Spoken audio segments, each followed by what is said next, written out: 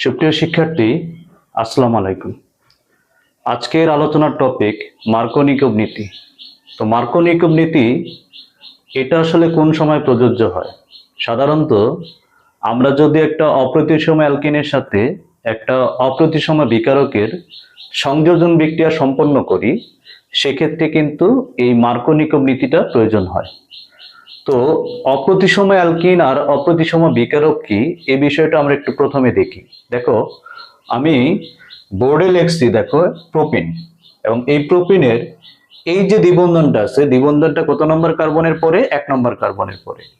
এবং দেখো দ্বিবন্ধনের এই পাশে আছে কি CH2, আর বাম পাশে কি আছে CH3 CH, অর্থাৎ দ্বিবন্ধনের দুই পাশে কিন্তু একরকম না, ভিন্ন রকম।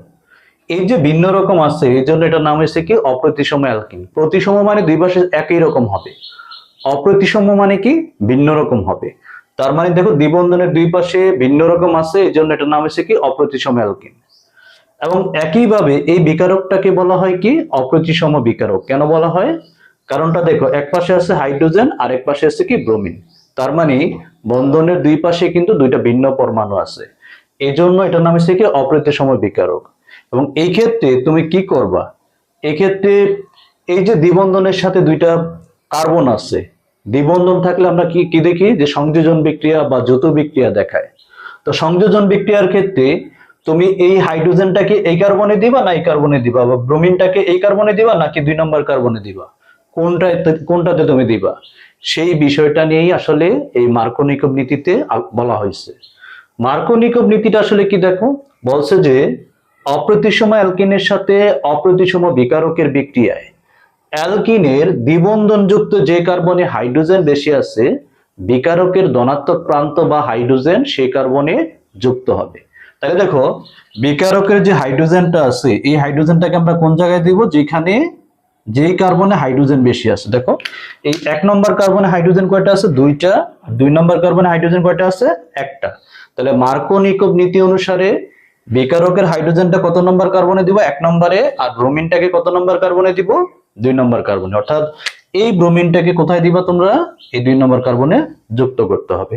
তাইলে এখান থেকে কি হবে? দেখো,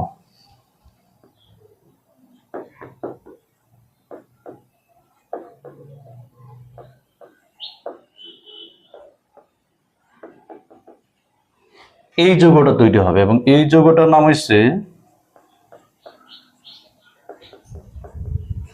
2-ব্রোমো-প্রোপিন, এবং এই যৌগটা উৎপন্ন হবে 90%। যদি আমরা উল্টো কাজটা করি, অর্থাৎ মার্কোনিকভ নীতির বাইরের উল্টাটা করি, তাহলে কি হবে? এখানে দেখো CH3 CH2 CH2 দিয়ে এটা হবে 10%, এবং এই যৌগটার নাম হচ্ছে কি 1-ব্রোমো-প্রোপিন। অর্থাৎ মার্কোনিকভ যে নীতি বলছে সেই অনুসারে কত পার্সেন্ট উৎপাদ তৈরি হবে? 90%, আর উল্টাটা কত হবে? 10%। তো এই নীতিটা আসলে কি মার্কোনিকভ নীতি। নীতিটা কোন সময় প্রয়োজন হয়?